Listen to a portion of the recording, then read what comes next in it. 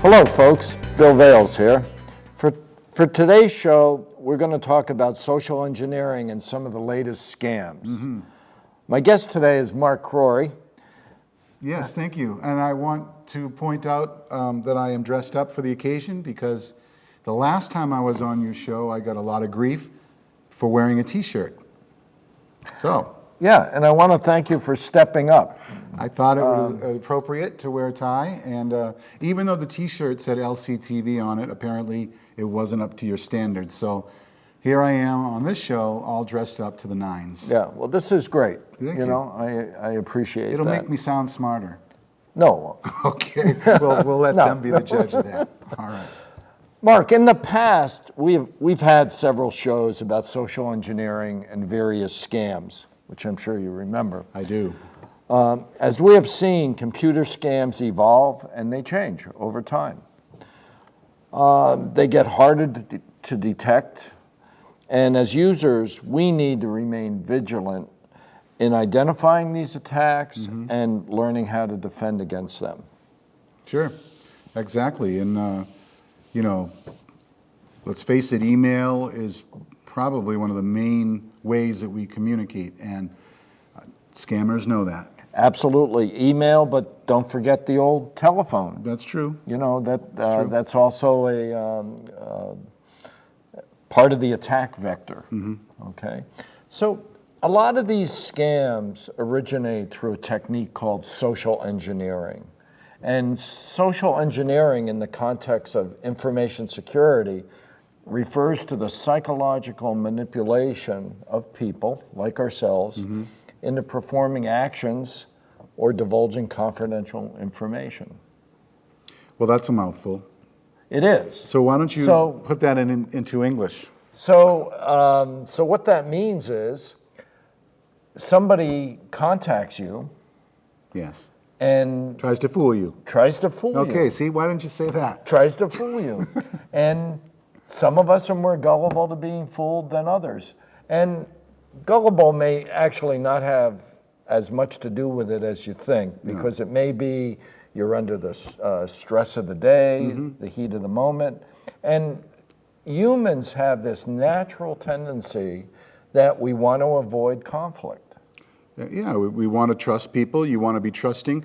Somebody calls on the phone, say, and you know, scammers can use a technique now that they, I don't know, I haven't looked at all your notes here, but where they can use local numbers on your caller ID, so you think, oh, it's probably a neighbor. I don't recognize the number, but it's a 486, so, or 952, and you answer it, and it turns out to be somebody in someplace other than Littleton. That's right, and that's part of the evolution of these scams.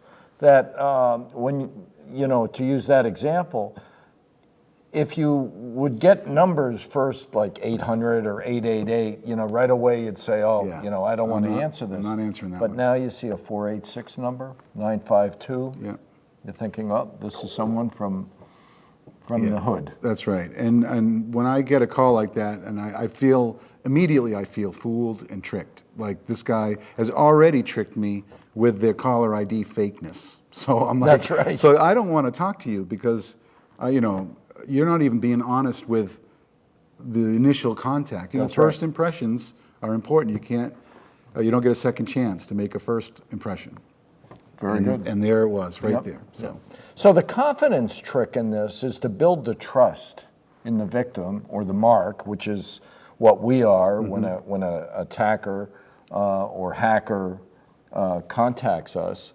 Are you using all police slang now? I mean, right? The mark, you know, Hawaii 5-0, that kind of stuff? Well, you know, it is in the security realm. Okay. How we talk. All right. I'm learning the lingo as we go. Okay. This is why I'm here. So, you know, they want to build the trust. You throw them off. Okay. The mark. The mark is being enticed to perform some sort of action for the purpose of the hacker gaining information. Yeah.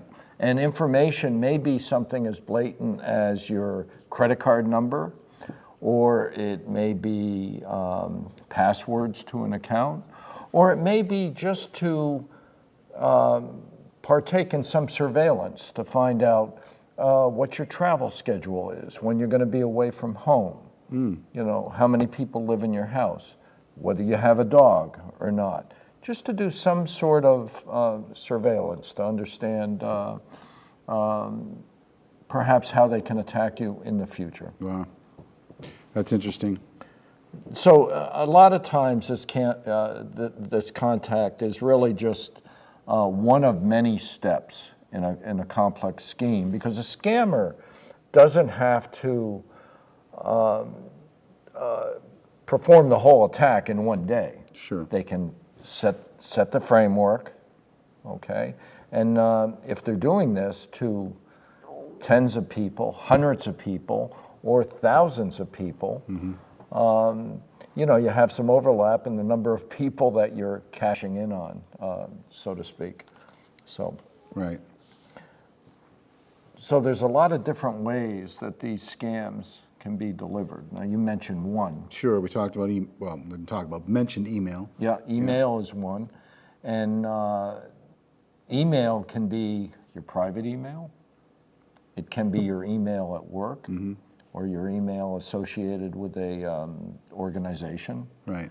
And if you remember the last show, we talked about a scam that took place in my own home. And had I looked at the website a little bit more closely, and we did on the show, we noticed a lot of spelling errors, punctuation, and Yes. grammar mistakes. Scammers are getting better at spelling.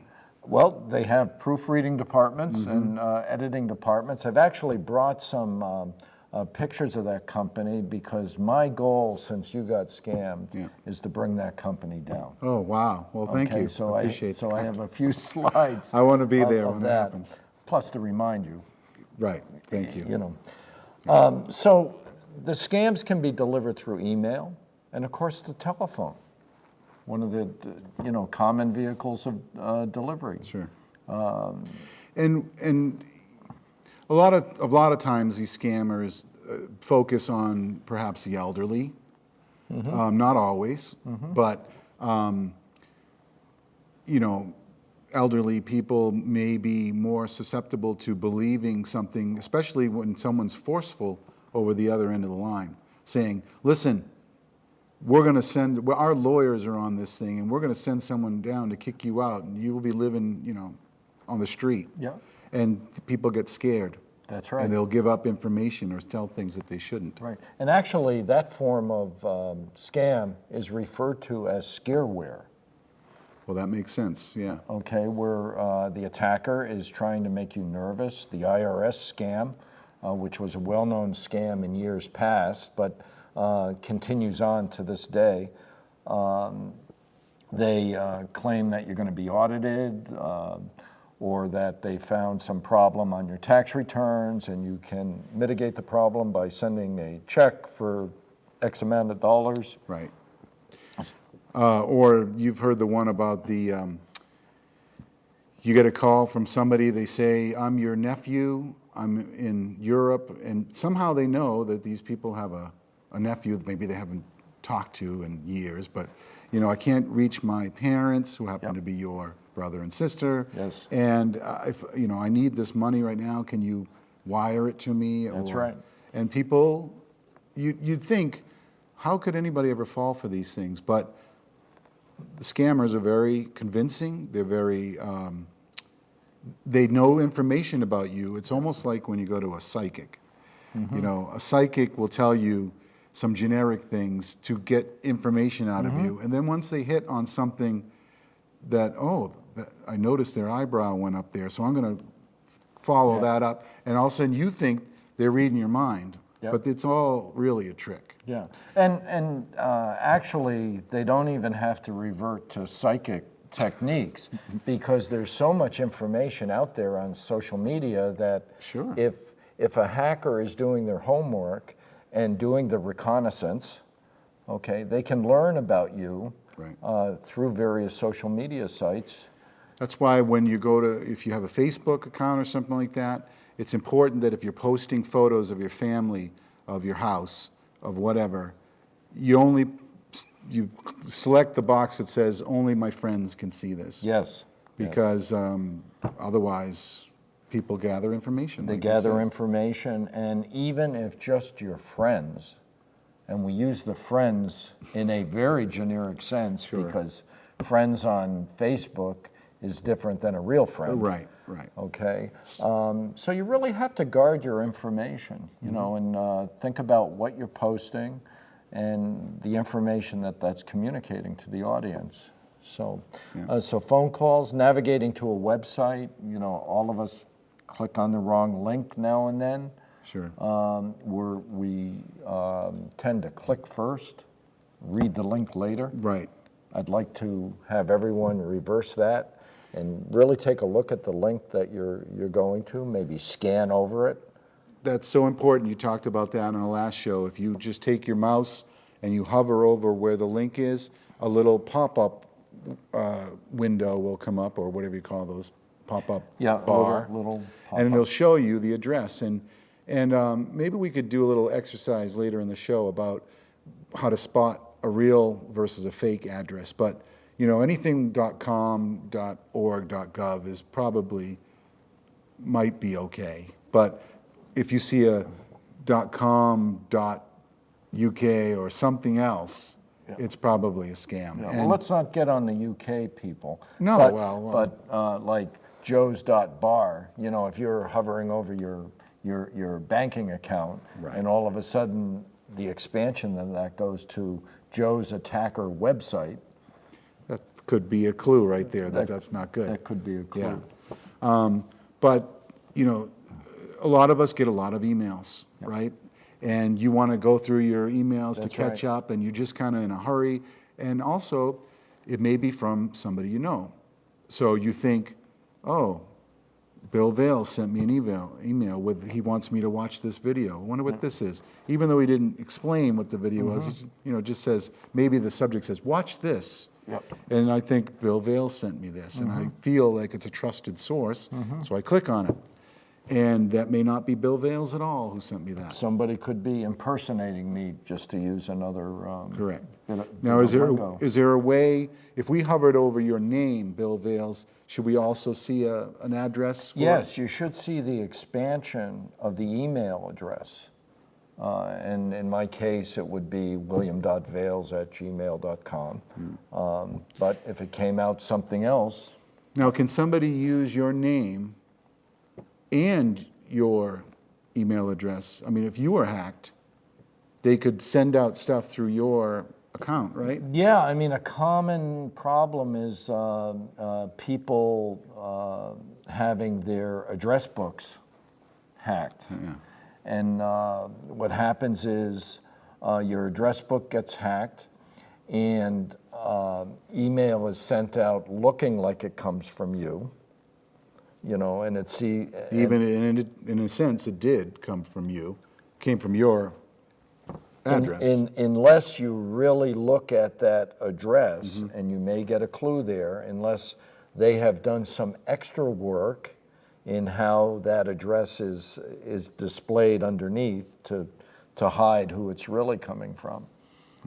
So you really need to look at things. Generally, just to talk about that email point for a bit, is when you get email from a distribution list, going out to a distribution list where there's 20 or 50 people on the list, I'd stay away from that. I would stay away from that. That can be a signal that someone's address book or contacts list, whatever you refer to it as, has been hacked, and someone is sending out email. And of course, the email being sent out is more than just a here's a ha-ha joke sort of thing.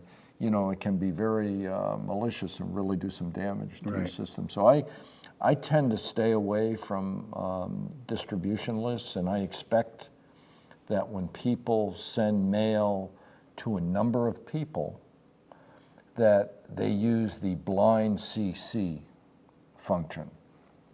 You might have seen that on your email. It's called BCC, and that protects the identity of the other people receiving that email. Right, right.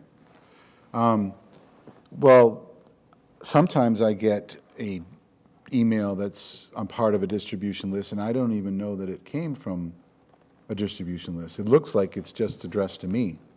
Yes. But yet it went to a lot of different people. Well, that's because the sender of that used BCC. Okay, so at least in that case, they're protecting the identity of the other people that received that email. I see. But Okay. you're absolutely right that if a hacker, and hackers are getting smarter, that if a hacker stole someone's address book, they may say, I'm not going to send it, I'm going to use BCC when I blast out an email. So, Right. So it looks like it's addressed specifically to a person, yet they've just sent an email to everyone in your that's right. address book. That's right.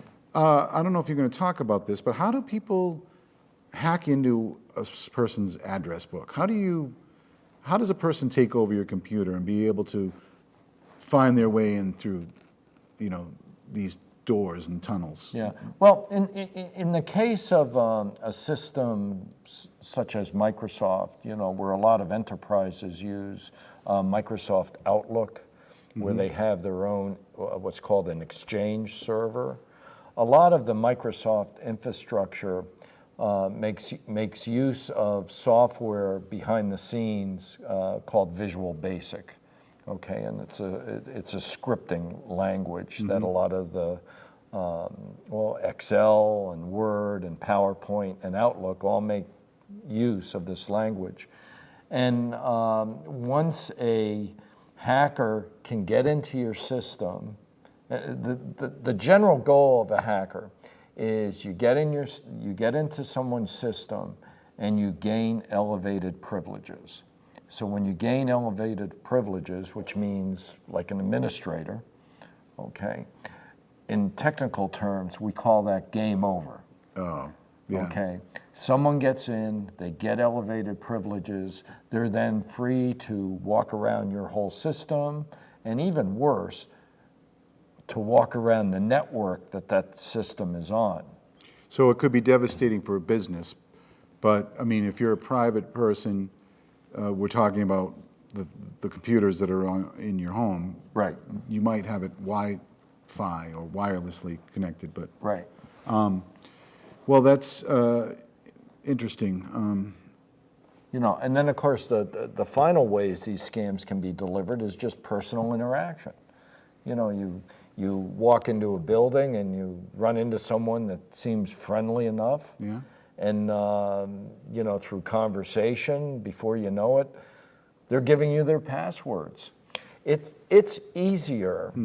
It's easier for a hacker to ask somebody for their password, believe it or not, than to work up some elaborate scheme of writing all this software to try to break into your system, because out of 1,000 people, you can socially engineer. They will give you a high percentage of people will give you their password if you can convince them that you're going to give them something called a quid pro quo.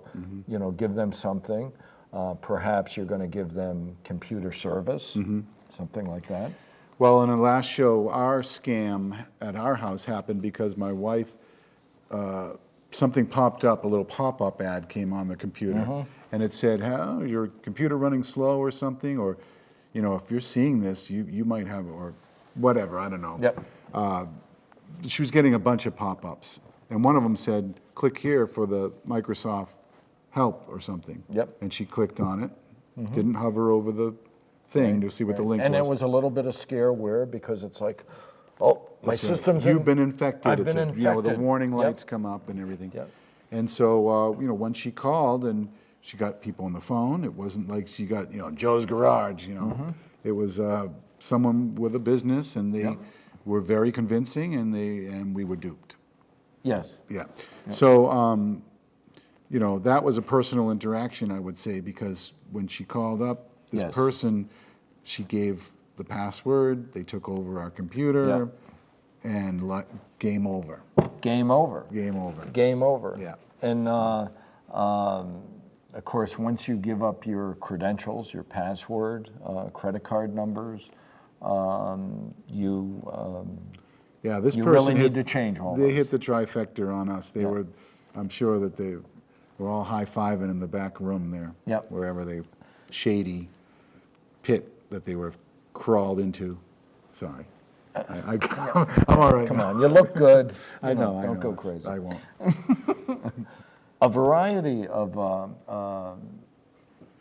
scareware and just malware in general is known as spyware. Ah, And spyware can land on your system in a very stealth manner that you hence don't the know. name. Hence the name Spy. spyware. Gotcha.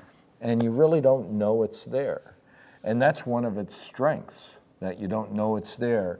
It takes very little system resources, so you don't notice any slowing down of your system, or the behavior of your system just simply doesn't change. And what spyware does is it's gathering keystrokes and looking at your activity, unbeknownst to you. And spyware gets on our computer from, Email, or maybe you're surfing to a website and not watching where you're clicking. So a variety of ways it can get there. well, let's not confuse spyware with perhaps like cookies. Or, for instance, you know when you log on to Google and or YouTube or something, they'll say, recommended for you, and they'll give you a bunch of other videos on there. Yes. It's like, because of what you watched, they figure you might want this. That's not really spyware, right? Well, in some cases it is, because cookies, just to let our audience know, is a little bit of information that a website drops on your system. So the next time you go to that website, the website will look in an area to see if there's a cookie there, and it'll read that cookie, and say, all of a welcome sudden, back, Bill Vales. right, it'll personalize the approach. But cookies being what they are,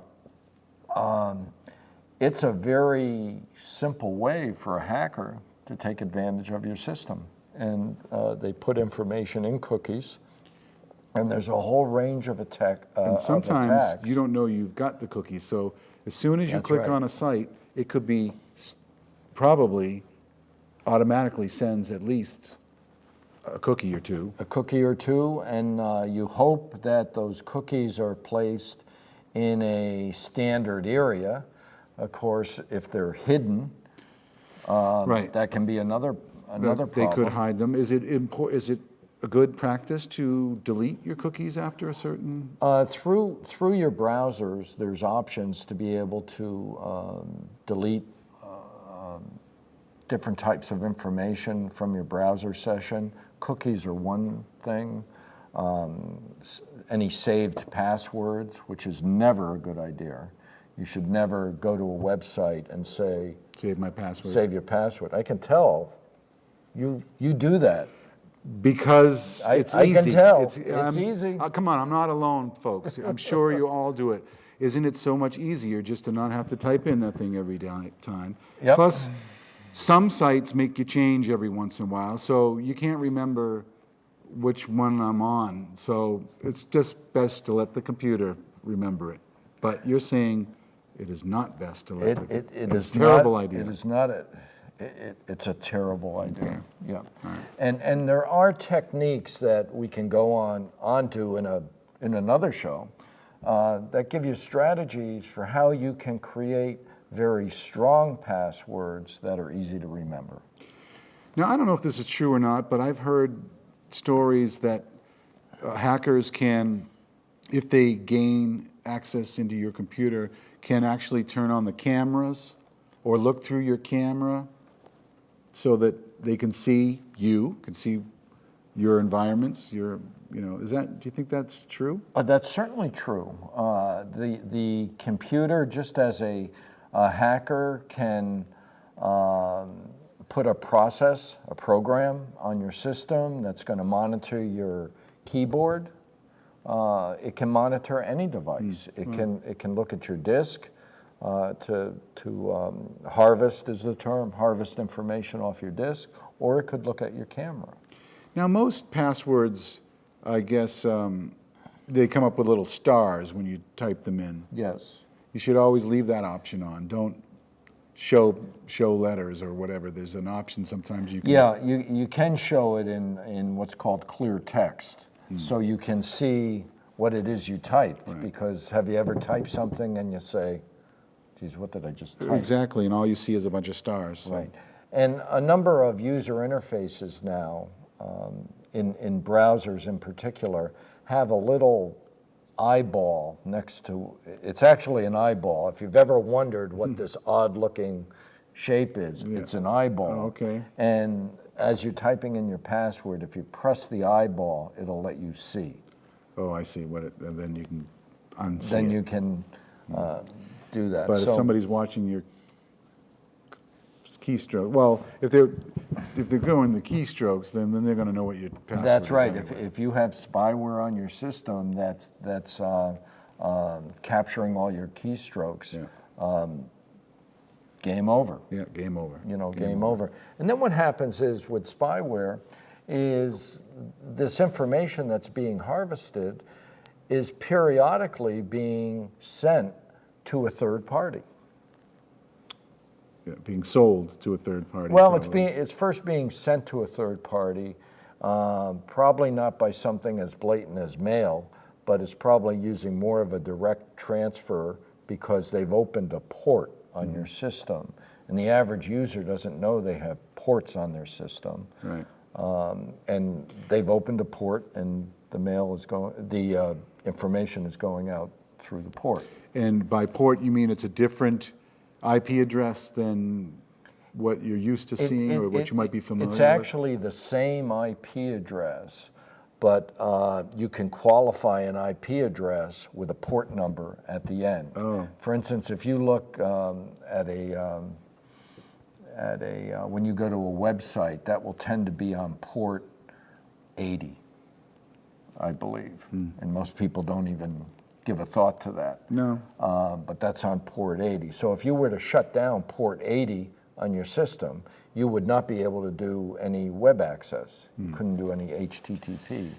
So a skilled administrator or skilled user, even though spyware is sitting there very stealth, they would look now and then at what ports are open on their system. And then they'd close down any ports that they don't need and maybe just leave the ports open that are needed.